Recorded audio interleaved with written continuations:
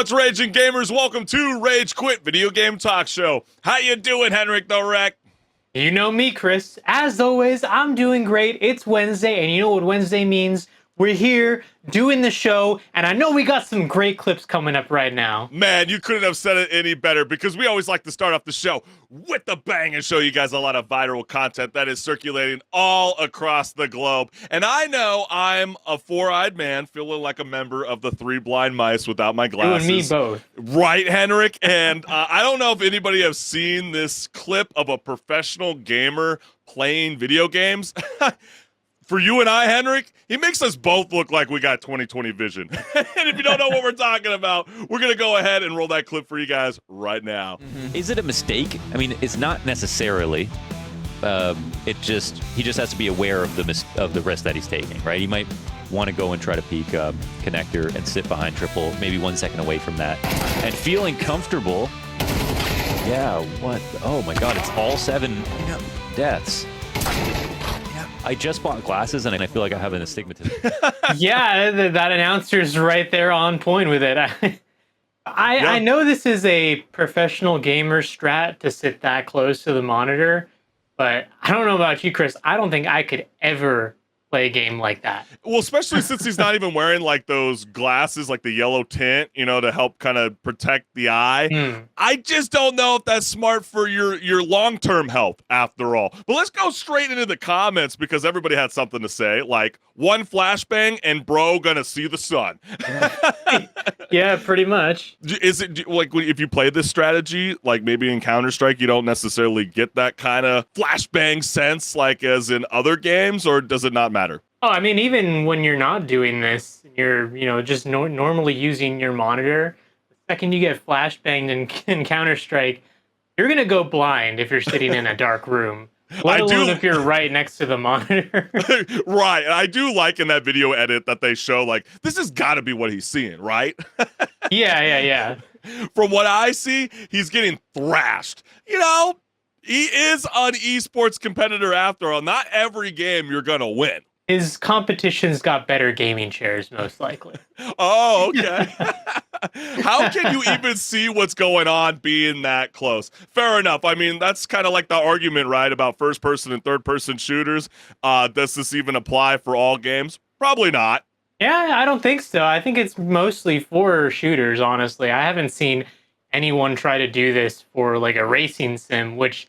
That's true. We do have a clip of a racing sim coming up, right? Yeah, oh, absolutely, because last week we discussed whether gamers drafted into the Racing Prodigy League can handle the G-force of transitioning from controllers to race cars. But a viral clip shows the ultimate driving simulator rig. This dude is ready for NASCAR.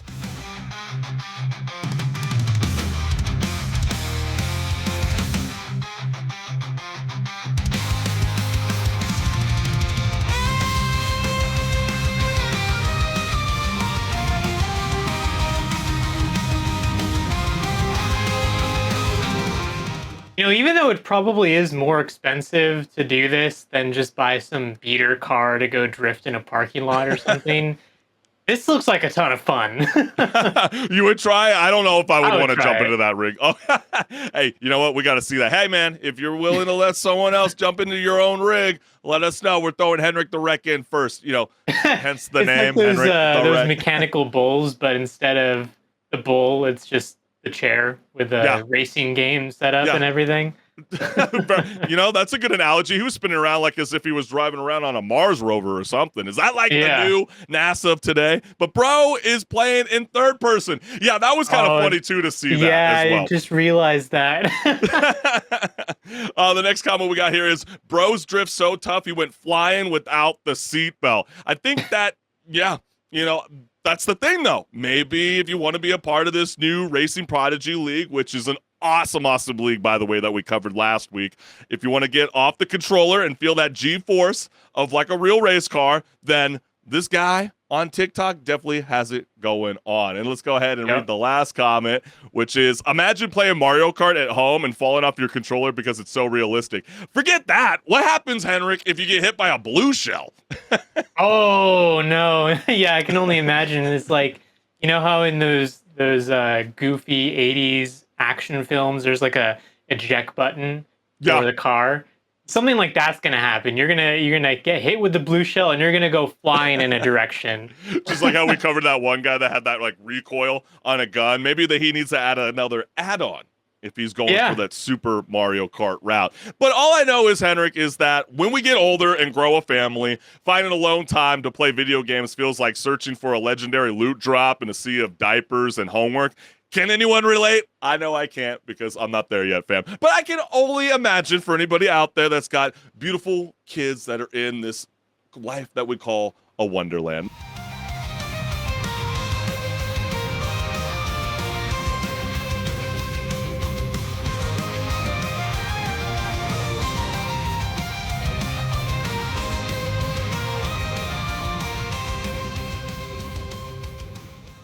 I think this parent needs to take a little bit of notes from, I never really had a little brother, but I had a little sister.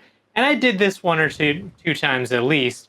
You just hand them the controller and say, okay, you're controlling that one, okay? Even though the controller's not actually connected. That's a good point. It's like, hey, I need someone to be that NFL coach. Are you calling the playbook call? And then you're just clicking along, even though he's thinking he's engaged. I like that, HenricK. Bonding, family bonding. This is how you correct your wrongs out there. Some people would call this bad parenting. Some people feel like it's an escape from reality. This person said, you've waited 11 years for this. They can wait another hour. It's true. These are the times that you were supposed to be spending during your post-graduation from life as high school, whether it's college. He didn't get that opportunity as NCAA football has been gone for so long. These kids shall wait. Next comment here is, it's this level of commitment your recruits need to see. HenricK, as we covered in our pause or repeat segment for EA College Football 25, those DMs, you got to address them to those high schoolers, before they commit to another college route. You got to live, breathe, and die by your team. That's right. You got to die for the sword, for the football, that leather, that leather ball. And last, just waiting for all the people who don't realize this is the joke and the legit opposite of what you do as a dad. Thank you. Some people definitely thought this was definitely real. And I mean, on a level, you can kind of feel that when you see the kid, for example, like the son. He was locked into the video game, HenricK. I don't know if you noticed that. Like, he literally looked like... Most likely, he actually plays the game as well. True. Or he's like, Dad, I'll sit there and quiet. He's like, sometimes you don't understand. Even you sitting there and quiet's not enough. I need my own peace and quiet time. I know the feeling. President Donald John Trump. Thank you, my man. Wow. Who would have thought the show. Who would have thought that the former president, Donald Trump, is joining the show? God, I love it. Hey, thank you so much, my friend. But hey, anyways, we just want to let you guys know that this is Rage Quit Video Game Talk Show, and we can't thank you, the gamers, for always tuning in live every Wednesday at 6 p.m. Pacific Standard Time, because this show would not be possible. And if you're not subscribed to my YouTube channel, go ahead and scan the QR code and hit the notification bell so you never miss a live show. And go ahead and hit that QR code as well. You'll go to my YouTube channel where you see clips from the show, and you'll also get to know when I go live, because I do that every now and then, trying to get better at that. But you won't know unless you subscribe. Yeah, I mean, what are we waiting for? I mean, that is something that we're really growing forward. And I love this lower third right here, because this is what makes Rage Quit Video Game Talk Show so special. We want to hear from you, the gamers that are tuning in live for this show, because, again, this show would not be possible without your guys' support. So wherever you guys are tuning in from, whether it's Meta, whether it's Twitch, whether it's YouTube, join in from your chat, and you will be featured live on air like this cool lower third. And just like how you just saw with the former president, apparently, is a big fan of Rage Quit Video Game Talk Show, you can get featured. So, hey, HenricK, are you ready to get this show on the road? Because I'm ready to rock and roll. Oh, yeah, I'm ready. And I'm ready to talk about a game, because up next we got Pause or Repeat. That's right, baby. Come on now.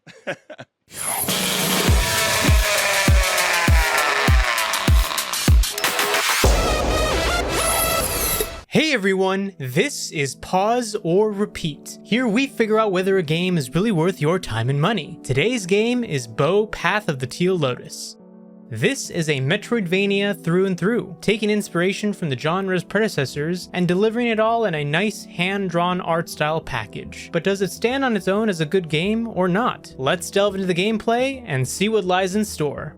The game being a Metroidvania, it is going to be very similar to other indie titles in the genre. One that it draws a lot of parallels to is Hollow Knight, for example. You play as a Tentai Hana, a bloomed lotus flower given sentience by the cosmic being in the sky known as Kami or God. Being such a small character means you are expected to do lots of precision platforming and movement during combat. Combat consists of weaving in abilities and jumps as well as standard attacks. Early on, you get a staff to whack things with, a bat to hit back certain projectiles, and a Daruma to throw out in a line that can damage enemies. The game also encourages airborne combat via a heat system that increases the damage of your abilities as you get a higher heat level. Altogether, this combination of movement and combat abilities makes the gameplay feel smooth and fluid, as long as you take the time to acclimate to the controls. Moving on to the story, the story revolves around a lot of Japanese mythology. You play as Bo, a Tentai Hana or celestial blossom fox sent down from the heavens. Your purpose becomes clear early on, as in the background of one of the first areas of the game, you see a calamitous evil awaken and cause mass destruction. Clearly, you were sent down from the heavens to stop the evil, but to do so, you must first face other challenges along the way and unlock your full potential. But now the question still stands.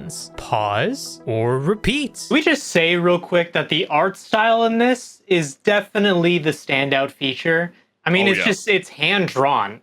So I just have to commend the art for this game because it is very captivating. Oh, absolutely, HenricK. And I think, not to try to step on you, but like to know that even with so many job layoffs happening because of, the AI that's being implemented in a lot of studios and developers out there, some of the number one jobs that are being removed is 2D artist. And this is just one of those prime examples where sometimes that, can AI capture all of this? Yeah, go on, I'd say HenricK. no. I'd say no. I don't think it could because I think we all know at least how AI is now. It doesn't have the same level of care and detail as an actual person who does care about making a good product because it's just trying to pump it out as quick as it can. That's it. Yeah. It is taking inspiration from things, but I mean, that can only take it so far, really. But don't you think it's also kind of too like where you look at Japanese folklore and there's just something so mesmerizing about it anyways? Like I just love the whole idea about the whole Japanese culture. It's just very enchanting. It demands you to look and explore every nook and cranny in the game because it's just that beautiful. That mythic charm is so real. Yeah, and this definitely does take even inspiration with the art style from like the water paintings that Japanese artists would do. It's like kind of taking some inspiration from that, and a lot of that is also taking inspiration from the folklore itself. So it's all connected. And it's all in a nice little Metroidvania package, which it is a saturated genre in the indie space. Unfortunately, that is the one thing that I can say about the game is this kind of game is a dime a dozen in the indie space, but I'd say it still stands out, not only because of the art style, but also because, the game isn't super long, but it does want you to keep playing it over and over again. At least I feel like it does. Yeah, no, I think that's very fair. I mean, I think just to kind of give a little bit of context about, this style of game, what started as a solo developed project 3 years ago has finally arrived. And while we're talking about the landscape, it is very, very stunning. It's like a vacation brochure coming to life, but there's something about the story when you're also mixing in Japanese folklore that just made me go, man, I wanted something more than just beyond, wow. The scenery is very pretty. They had a lot of amazing opportunities to really dive deep into this whole Japanese mythology that is something that I felt like could have worked really, really well with this 2D gameplay and exploration that I think a lot of gamers will fall in love with it if this is your kind of style of game where, I don't know about you, I know there's gamers out there that are like, I don't feel emotionally attached two characters, I just want to burn through the gameplay, well, then maybe this game might work for you. But I just felt like with the narrative-driven aspect was completely missed in this game, which could have helped elevate this game to be something even more special beyond just the beautiful graphics laid out on screen. Yeah, a lot of the dialogue, it's more about getting you to the next place, and then I do agree. Yeah, some of like they the fall off, lore right? building- yeah, even some of the lore building is more about building the folklore as the story to tell to you. Like, hey, this is an explanation of what exactly your character is, and things like that. So there isn't necessarily as much of, like you were saying, the whole like linear story. There is a little bit of a story, but don't go into this thinking like it's a Last of Us. Well, that's the thing, though. Like, you know? well, that's kind of the joke that I'm saying. It's like you could completely skip all of the dialogue in the video game and like not even care to even grasp into whatever narrative that they were even trying to push within the game in the first place. Because let's face it, HenricK, it's like doing a big budget film. All these characters are like extras. They're like, thank you for your service, but you will not be continuing with us with the sequel, if there is a sequel. I will say, at least the gameplay does stand on its own, because True. Yeah. not a lot of Metroidvanias actually do in-depth. Well, I say in-depth, but like encourage you to do things outside of what you would normally do for other Metroidvanias in terms of the combat. Yeah. Whereas this one, it does encourage you to actually weave in your abilities during combat, and then also even then just be in the air most of the time. And it didn't really click with me at first, the combat. Then I got to the second boss, which is this boss on a bridge, and I was still playing it kind of like I was doing the first boss, and I was like, let me try something different. So I encouraged myself to embrace what the game wants you to do, which is the airborne combat. And I was like, okay, this is good.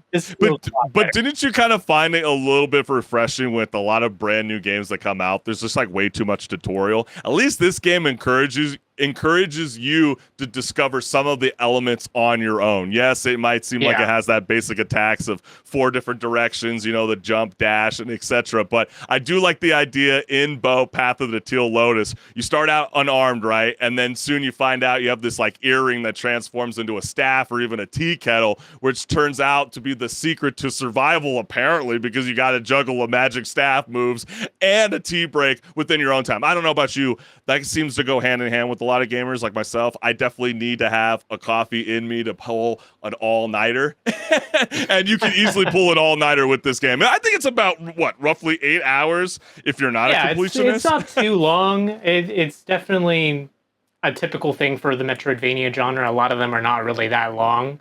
Yeah. But you're meant to play them over and over again. And that's why it is focusing so much on the gameplay as the first thing, because it wants to make sure that it's fun to play the second time, the third time, maybe even the fourth and fifth time round. Because, a story can only carry it so long when you've heard the story 5 times in a row, right? So yeah.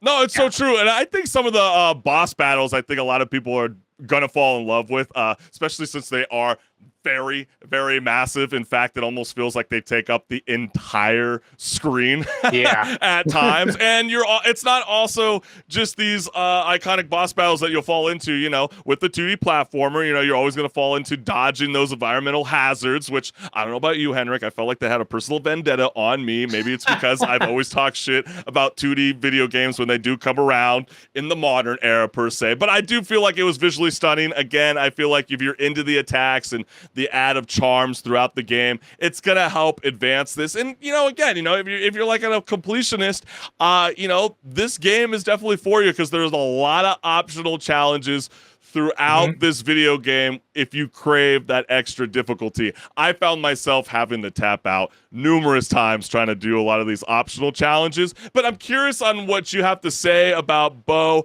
Path of the Teal Lotus. For me, myself, I had a blast playing it. The first time through, I don't feel like I would be replaying it again. It doesn't mean it's a terrible game just because I'm saying pause. I had a fantastic time playing this game. I just don't feel like it's something that I will jump back into anytime soon. What are you going to say, HenricK? That's fair. It isn't going to be for everyone. And I am someone who did grow up with a lot of the Metroid and Castlevania games, which is entirely what the Metroidvania genre is based off of. So I love this kind of game.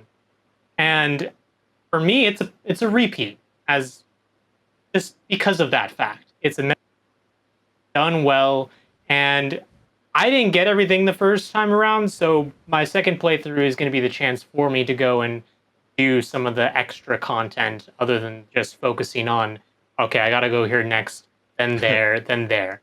Yeah, I feel like for me, I need that New Game Plus. No, just kidding. Give me all my stuff right away after I have to complete the game. But hey, you heard from us. We are like down the middle with this game, but we want to hear from you, the gamers. Are you vibing with this? Have you played the game? Have you not heard of this game until now? Let us know what's good. That is what Pause and Repeat is all about. But man, we got a whole lot more here on Rage Quit Video Game Talk Show. So HenricK the Wreck, are you ready to rock and roll, my man? Absolutely. You know I am, Chris. Let's get this rolling. Let's get it rolling, baby. Woo!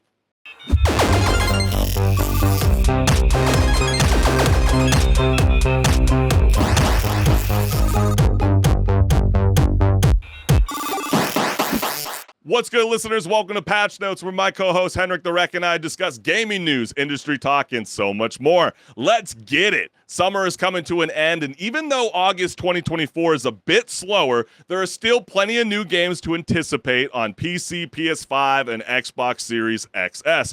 Meanwhile, Nintendo fans are still waiting for their next big release. Sorry, Nintendo lovers, we personally do not have a vendetta on you. Console, so right? We don't. It's not us. It's not us having a personal vendetta against Nintendo. It's just not what's on the lay of the land. It's not on the menu. It's not on the menu, guys, for the month of August. But headlining this month is the highly anticipated Star Wars Outlaws, the first ever open world Star Wars game set between The Emperor Strikes Back and The Return of the Jedi. Play as Kay Vess, a scoundrel seeking freedom, and explore iconic and new planets with your companion Nick. Fight, steal, and outwit the galaxy's crime syndicates and become one of the most wanted. If you're willing to take that risk, gamers, the galaxy awaits. So let's go ahead and check out a teaser for Star Wars Outlaws.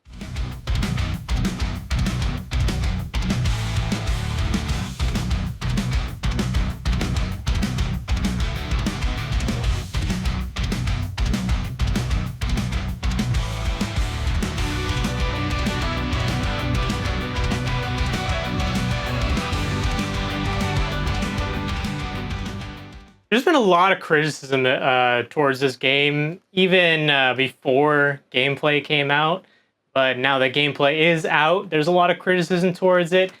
Can't necessarily know until we have our hands on it. Right. Try it, and we most likely will try it when it comes out. But yeah, it's not. I'll say it's not looking too well for Ubisoft. You might say that, HenricK. I'm actually really looking forward to this. Everybody loves a good Star Wars game. This is our very first open world Star Wars game. So like, not everybody's gonna be satisfied. There's always gonna be some knucklehead, just like how everybody was just analyzing every little thing in the Star Wars Oculus series. Yes, not everything worked out, but don't we have a perfect, blueprint laid out? I mean, this has got to be something exciting, okay? I know the graphics might seem like something out of the PS4, but I'm willing to engage, HenricK. I cannot wait. Put me into the lore of the Star Wars universe, and your boy is in the heavens. Yeah, we'll have to see when it comes out. I'm sure we'll do a pause or repeat on it because it's one of the bigger releases of the year.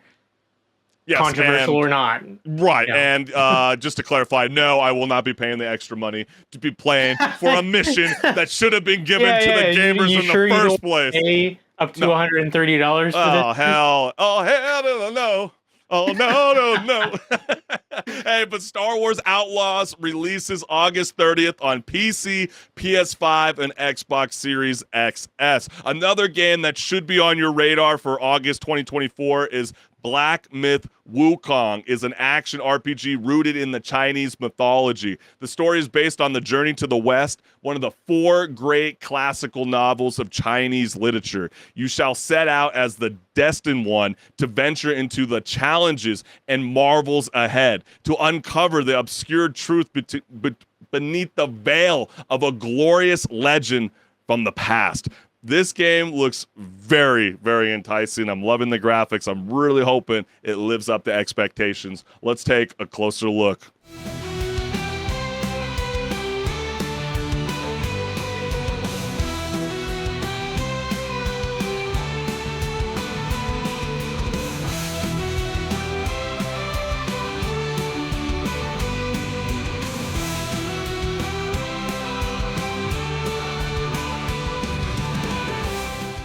I feel like even if you don't know Chinese literature, you most likely know who Wukong is because he finds his way into all sorts of games, and now we got a game specifically just about his story. And it does look really awesome. It doesn't. It looks really, really awesome. And I think some of the best parts about video games is like having, I don't know if real expectations is the right word that I'm looking for, but more along the lines of like, you don't really know what's going to happen, like story-wise with the game. I mean, yeah, some people know the Chinese literature of it all, but like, will they do their own twists? Will they actually keep true to the lore of it? I know some of the early reviews that I was reading about the game is that they were using Unreal Engine 5 and actually scanning real Chinese temples and all these kind of like different aesthetics about, the environmental landscape of it all to really kind of capture the true essence of what they wanted from this video game. So if all that is true and more, then how could you not get excited for this? Will it be game of the year? I think that's a potential question that a lot of us are waiting for, but we all have to wait. We're on the edge of our toes right now.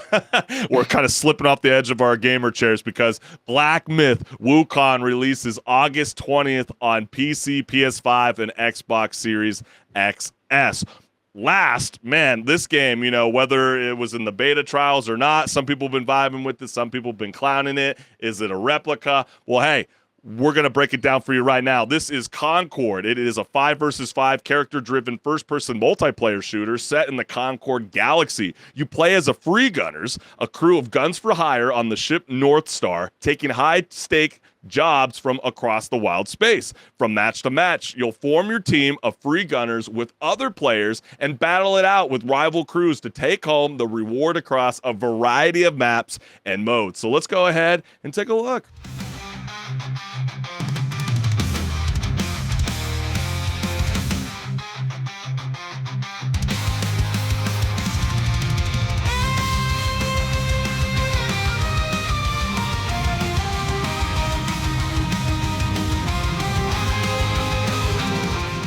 I've seen a lot of people say that it looks like Overwatch plus Guardians of the Galaxy just made by ex-Bungie devs. Yeah, Marvel rivals. That's it. Yeah, exactly. I think that's a fair point, right? I mean, there's a lot of like new games coming out that are trying to approach that 5 versus 5, reality again when it comes to multiplayer, especially that like character-driven aspect. And Concord's going to be in that a little bit of a tough battle to kind of hold on to that retention span of gamers because we see how fast certain games can reach a peak and then kind of drop when it comes to player count. And we kind of saw that effect with Power World, which is trying to clap back a little bit during the summertime, but not necessarily holding on to that retention span that it once had in the beginning of its livelihood of the game. So Concord, it's in a tough battle, but I'm definitely pretty excited about it. I think it's really, really cool. I just think it's a little bit of a bummer for it not to be available on the Xbox or even including Nintendo. I mean, none of these games, unfortunately, that we highlighted from August have any kind of love for Nintendo. And you're thinking, man, what a great place to get people into a 5 versus 5 new IP, then get Concord on to more platforms. If people really want to play, because I mean, so this is like the real test to you think? Numbers from the beta is not an indication of whether the game is I agree. But they really struggled to get people to play the beta, especially when you compare it to one of its competitors, Marvel Rivals, which also had a beta. I mean, come on. I think it was something like 6 times the amount of people playing Marvel Rivals. It's so tough. It's so tough because you're really trying to get people to connect with your characters, and and you're a multiplayer style game too that's not really offering this like story aspect. And remember, that was something that people wanted in the Overwatch community. Now you're trying to encourage new gamers to jump onto your newly developed game and you're trying to have them embrace your world. What is that world? What does it mean to be a part of this ship on what they say the North Star? We won't know until the game releases later this year on August 23rd on PC and PS5. So those are our top 3 most watched games for August 2024. So go ahead, put this on your list because you are not going to want to miss it when it releases this summertime. But hey, HenricK, I know we got a lot more things to discuss right here on Patch Notes, so break it down. After GameStop's abrupt announcement that it would be shutting down Game Informer after 33 years, wow, erasing all content from the magazine's website and reportedly laying off the entire staff, people across the video game industry are paying tribute to the iconic publication with the following. Yeah, absolutely. So let's go ahead and start reading some of these comments. After a former Game Informer staffer used the site's social channels to post their own statement on Game Informer's closure, GameStop nukes the account. This, coupled with taking the online archives offline on Friday, is such a flagrant disrespect for GI and its legacy. Sad to see, and to be fair, that was kind of sad. But then again, I mean, it's their company, right? They get to do what they want to do, but to not be able to give their own, staff the time to be able to back it up, all their work that they put into all those years. Yeah. That's very, very tough and very, very sad. Another one that we got here is farewell indeed. As someone who grew up poring over each issue, it was such a thrill and an honor to see our games grace Game Informer. Sad that such a staple of our industry is now gone. Good luck to everyone involved. Your work will be missed. As you can clearly see, they're highlighting, Uncharted. This is Neil Druckmann, the guy that brought you The Last of Us. I mean, he understands the impact that this glossy print publication brought to their studio all these years. The next comment that we got here is, Game Informer brought out the best of the games industry. I worked on this cover, and its iconic artwork literally would not exist if their team did not push us to deliver something incredible. It's a profound loss for all of us. The next comment we got here is, this is the end of an era, and it saddens me greatly to see this piece of news. I remember how excited we were to get this cover ahead of The Witcher 3 launch. Game Informer was there in the very early days of the industry, and it's hard to imagine this will be no more. And those are the guys, from CD Projekt Red. And I mean, just look at the screenshot. This post is from an account that no longer exists. You can't even show them love to the direct account. They're just like, sorry, we see that everybody is in a time of mourning, but let's keep it moving. Cover stories by Game Informer are also fascinating historical source. They have immortalized the initial visual designs of games like Borderlands and Fortnite, which are cornerstones of the industry. This is video game preservation, which deserves recognition. And last, I told ChatGPT to write a farewell message for Game Informer magazine, rest in peace, and it sure sounds a lot like the one that GameStop executives published this afternoon. We don't even know whether that's the true or not, but some people just felt like it was pretty tasteless, and then to top it off, the icing on the cake by deleting, the social media account. Within a couple hours after, this farewell goodbye to everybody that supported Game Informer all those years, I bet it's got to be pretty tough for the staff that's now looking for a new home. And so, HenricK, with studio closures and video game developers being laid off just earlier this year, is video game journalism facing its own crisis as the glossy print days come to an end?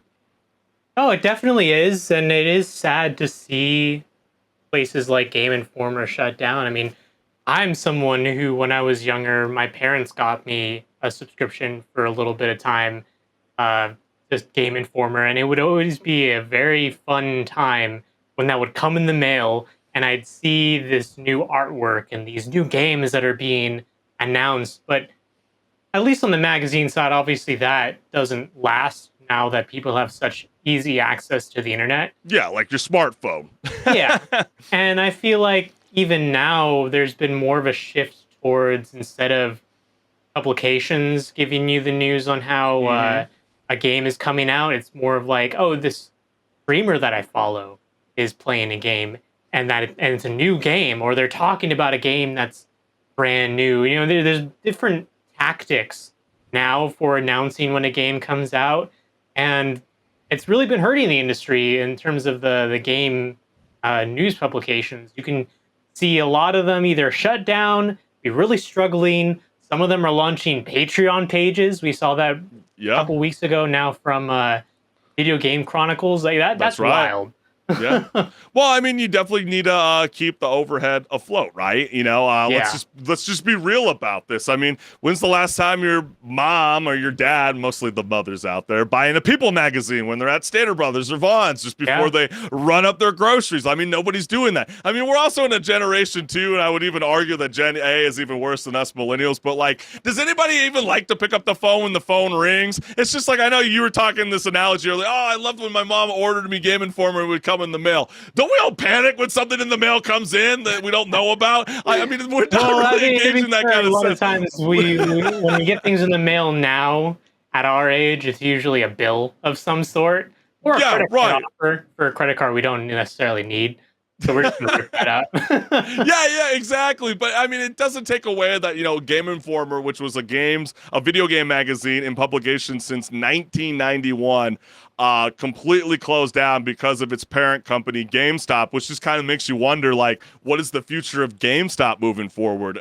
We talked about this in previous seasons before about Best Buy, for example, completely ending the sale of physical games or physical media in a sense when it comes to like DVDs and etc.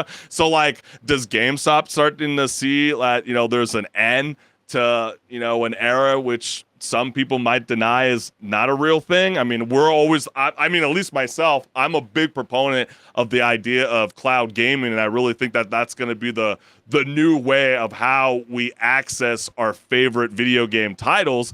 And, this is like no different than when it comes to video game journalism. I don't see video game journalism dying anytime soon. In fact, I just feel like it's just going towards this whole new medium that we haven't quite seen. And, it's just a bummer that, GameStop doesn't want to continue that charge with Game Informer, at least through a website publication.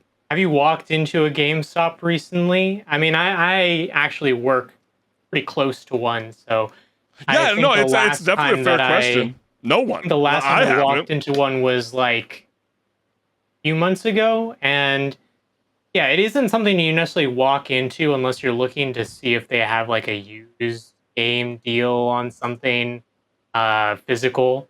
That's even if you're looking for a console released game in the first place. But even when you walk in and you're looking at the game selection they have, it's not that extensive anymore. A lot of the GameStops have now switched over to being more of a merchandise shop. Yeah, fair enough, right? There's shirts, there's cups, backpacks, collectibles, figurines, you name it. That's funny they said that. That's so true. It's more for like the knickknacks and less about selling video games. Or it's about dragging your girlfriend or your wife inside the store going, I've been a good boy. You did tell me that you would buy EA College Football 25 for me. And the only way to actually get her to buy the game without her getting access to your video game account maybe is by walking her into a GameStop. But, I think this is also something very important to kind of inform listeners because, like, I know, the Game Informer news has been kind of circulating across the web. We're not the only people to be covering this, but I think this is an angle that's not being discussed about Game Informer, which, again, is the parent company to GameStop. People don't realize that, like, just as Game Informer closure was announced, GameStop CEO Ryan Cohen is being sued for alleged insider trading, by the company formerly known as Bed Bath & Beyond. So to break this down, between January and August 2022, while they were statutory directors for Bed Bath & Beyond, they use insider information to trade Bed Bath & Beyond stock, according to a complaint filed last Thursday in the U.S. District Court for the Southern District of New York. Do you think any of that has to play into the matter? If you're somebody that's going to get sued for what they say is about $47 million, don't you think that has something to do with, like, hey, what can we keep afloat? Well, if the glossy print isn't really pushing us to make a profit, a revenue out of it, Why are we still moving forward with this? Maybe some people would argue that maybe it would have been a better idea for them to just sell Game Informer to somebody else. Instead, GameStop felt what was best to just completely shut down all of the operation.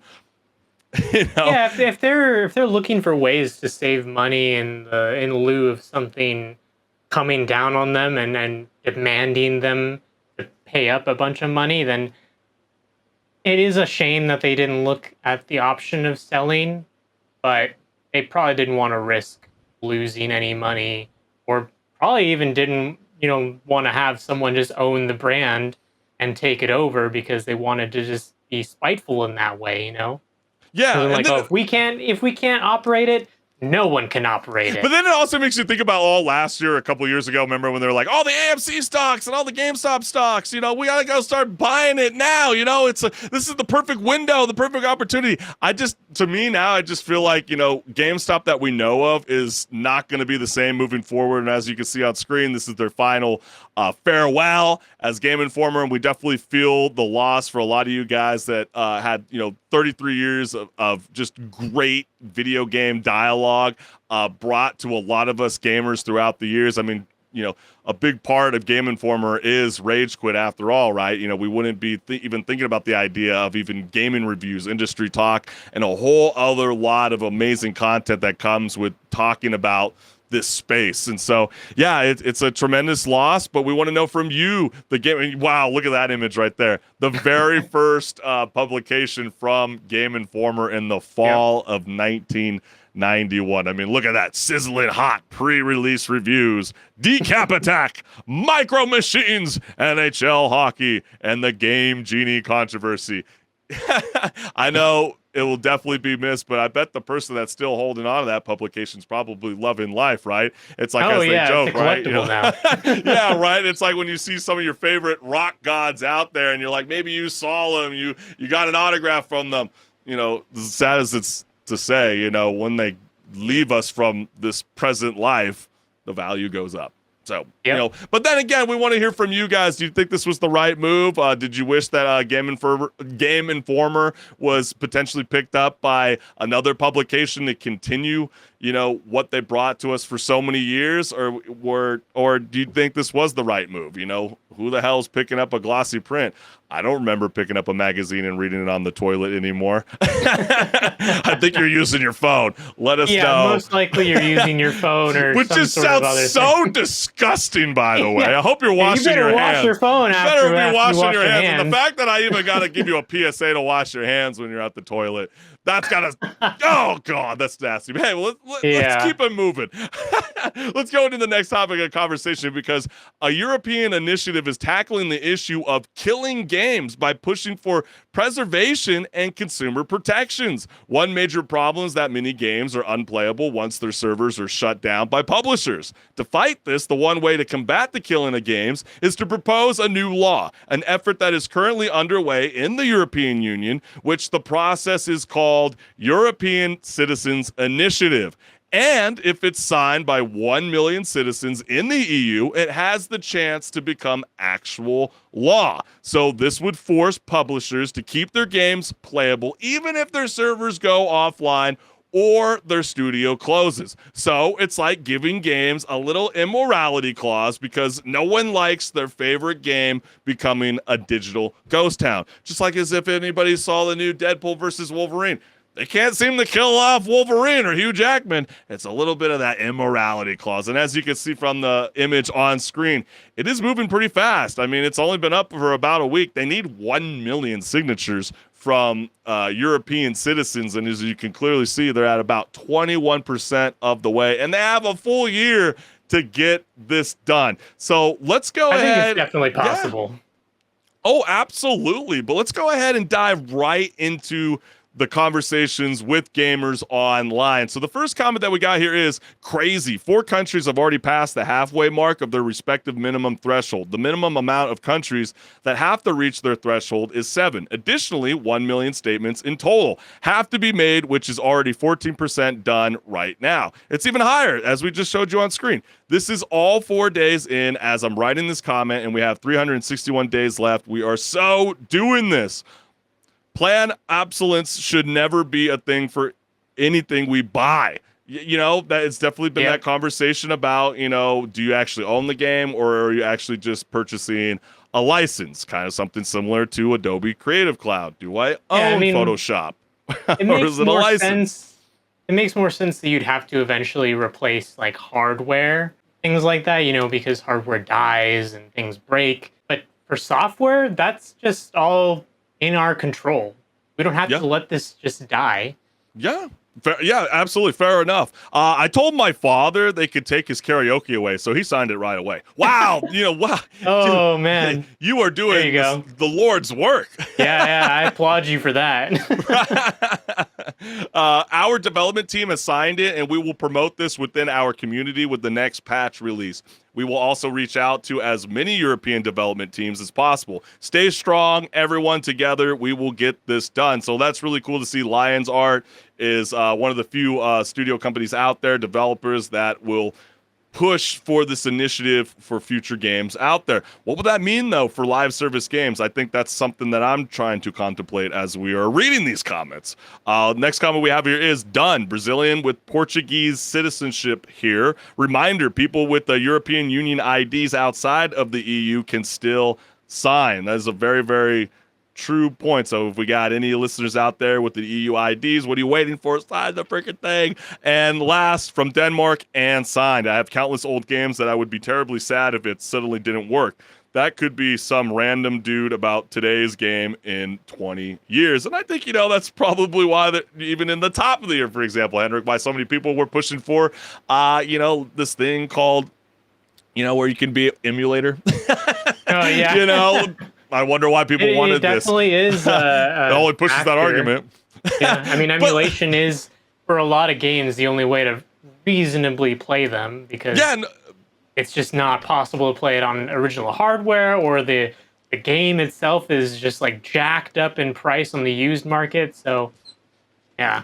Yeah, no, I think that's all very true. And HenricK, do you think that the European Union will actually do the right thing once 1 million signatures are in? Or are we looking at a situation where the only thing that will get preserved is our dusty old consoles in a museum? Because again, I think what people need to understand is just because it gets 1 million signatures doesn't necessarily mean that it goes into a law immediately. That only gives the opportunity for the politicians in the European Union to hold a conversation, or they might just see it and they just don't even care and they toss it to the side, which is a possibility. I mean, a lot of politicians might not even know or care about gaming history in the first place, so they might not take it seriously. There's all number of things that could happen, and right now it's all about just giving the opportunity for it to actually become legislature, or even be talked about in the first place. And it's definitely possible, considering the amount of time we have. I unfortunately can't sign it because we don't live in the European Union. But if we did, I definitely would be signing this right now, because I feel like there was so many games in the late 90s, the mid 90s, late 90s, and early 2000s, more so on the PC side. But they would always give you, the gamers, the option to have some way to play the game, even offline, if it was an online game, or host your own server, not have to rely on the game developers hosting a server to host lobbies for the game. And there's drawbacks to it, but we're living in 2024. How can we not figure this out? Yeah, I mean, there definitely feels like there's two tragedies that come with putting a game into darkness, and it's kind of very similar to Game Informer that we just spoke on. When things go away and it takes away from all the programmers, artists, writers, animators, modelers. I mean, am I forgetting somebody?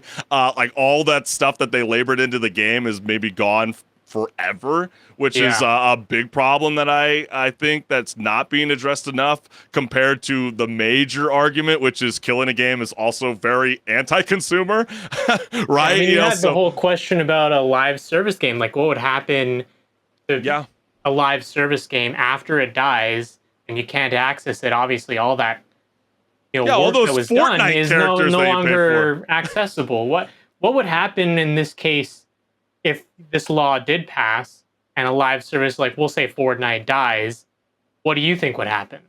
Yeah, I mean, I just think it is a major problem because we are getting an increasing number of publishers that are selling video games that require you to connect at all times through the internet, or which is I think is nonsense a lot of the times. But I have also heard other arguments where people say too, like this is not feasibly possible for the studio companies too, and then if they do relinquish, moving on forward, because again, remember this argument started around The Crew, which also had two other new IPs even after the case. So this is like a game that's about 10 years old. And so what some people are saying is that, hey man, if I already own the game, I should be able to create my own private servers within the game alone of itself. And then some people go, well, if the studios aren't going to be, pushing forward with the video game anymore, then maybe you should be able to own it for yourself. And I think that's there's a bit of a trickiness to it, because it's like the argument with the emulators.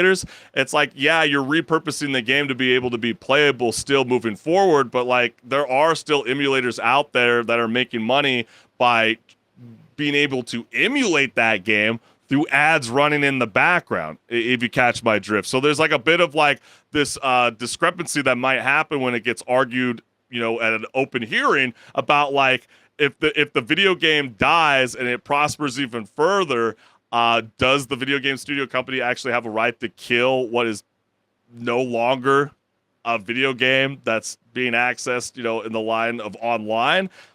It can get kind of tricky. I mean, in the multiplayer space, I mean, if it's a single player game, it just feels criminal. It's like, why do I have to log in online to be able to play the video game? I mean, there was some Assassin's Creed titles that got yanked out of circulation because you couldn't access the servers that they were connected to, even though it was a single player experience. Like that, like you said, that feels criminal to just like be able to buy a game. And I think actually even they had a sale on those games not too long before this happened. And then they all of a sudden say, oh yeah, that game from like 10 years ago, you can't play it anymore. Sorry guys. And we're not going to fix it so you can actually play it. It just leads, it's one of those things where it's like, these companies want to prevent piracy, but things like this make the pirates come out and sail the seven seas because they need to do that in order to play these games that they already own.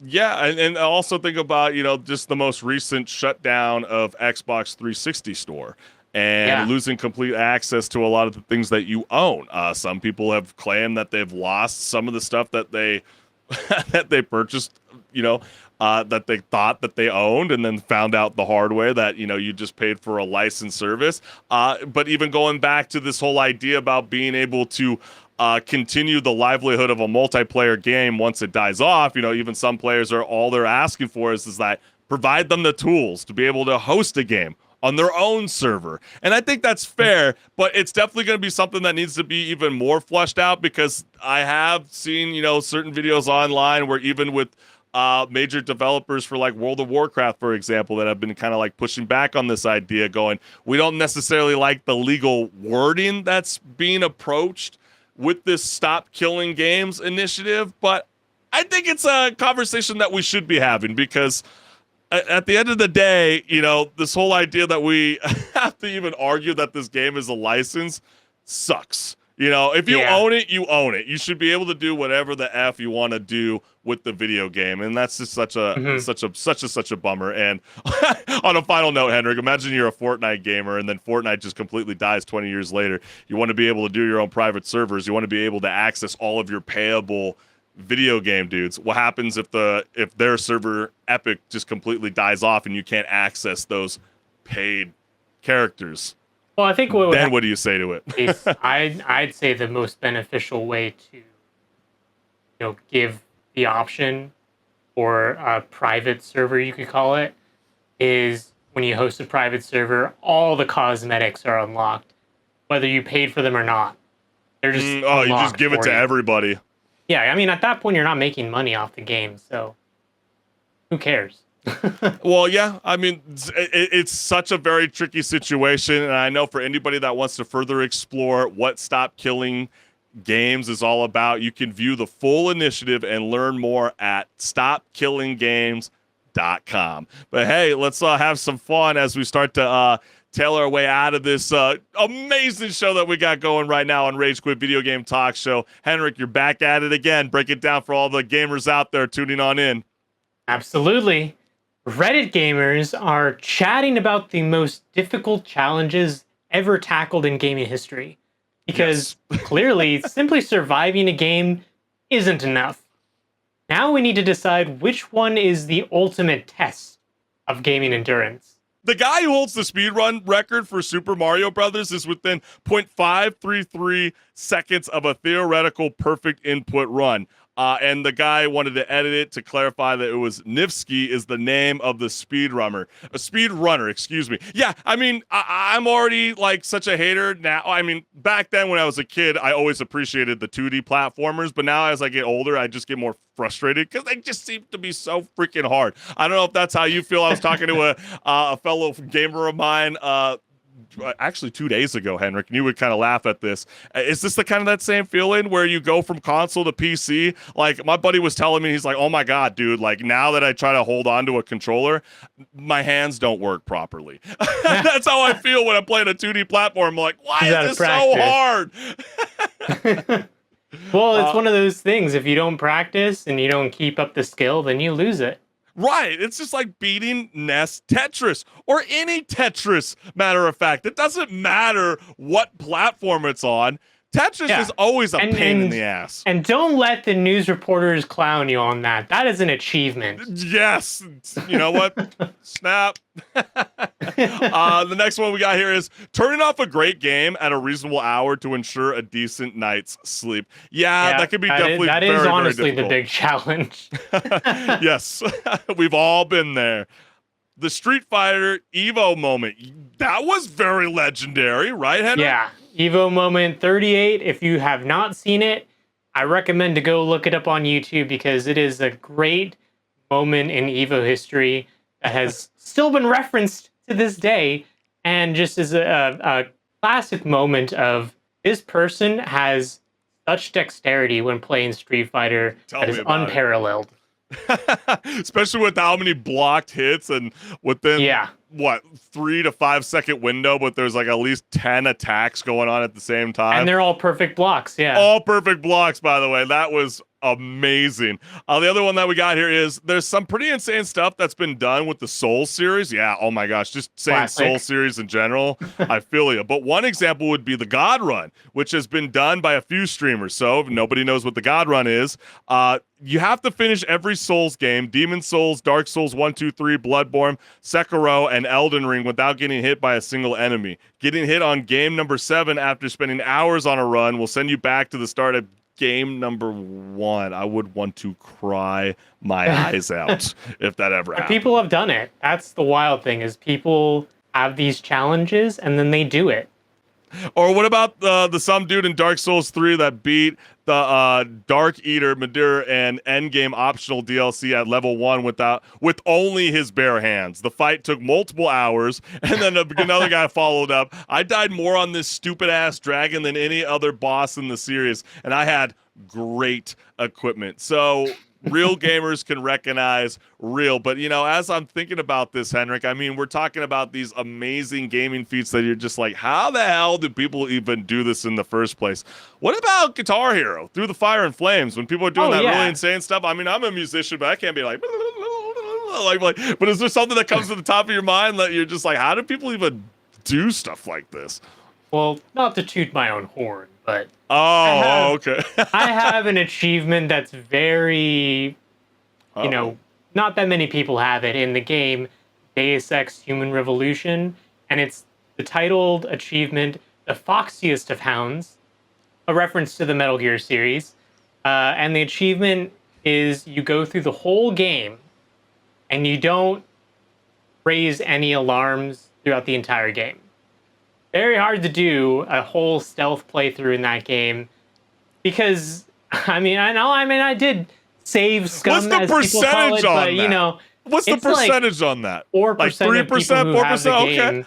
Okay. Have actually gotten that achievement. It's one of those achievements that on Steam it glows when you have it. But are you lucky enough to be able to, if you fuck up, or excuse me, I'm on air. Do you get the opportunity to go back and to the load screen? If you saved. Okay, can I go was gonna back. say you're not doing it like the God mode where the guy goes. Yeah, no, I'm not gonna say I'm not that good. Or what I about can't go through all the Souls games without getting hit. Or what about the guy that uses his pet goldfish to beat Elden Ring bosses? Has anybody seen that? Like, what the hell? Like, that's an amazing accomplishment. Like, who even thinks about building a weird gaming chart on screen and then, as the direction of the fish goes, activates buttons like in the video game? Like, that's incredible to me. Another one I can think about right now on the top of my head is the guy that was playing the flute, like the toy flute. Oh, and he was playing Elden Ring or anything, you know. I think he was also playing at one point Armored Core 6.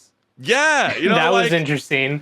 Like it's better than like those fake streamers that are like, I can control it with my mind. I mean, even the dance pad is really, really cool as well. I mean, that's an amazing accomplishment too. But is there a gaming moment that we're missing that is like man, like this should be on the list? This is freaking solid. That left you starstruck. Let us know what's good. But man, this has been such an amazing show, and we can't thank you, the gamers, for tuning in to Rage Quit Video Game Talk Show, because this show would not be possible without your guys' support. And we also want to let you guys know, if you're not subscribed to my YouTube channel, go ahead and scan the QR code and hit the notification bell so you never miss a live show.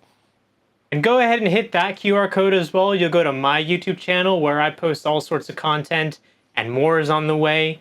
So stay tuned. That's right. And we can't thank you guys enough. And join us next Wednesday at 6 o'clock Pacific Standard Time for another round of Rage Quit Video Game Talk Show. Enjoy the rest of your week, and we will see you guys soon.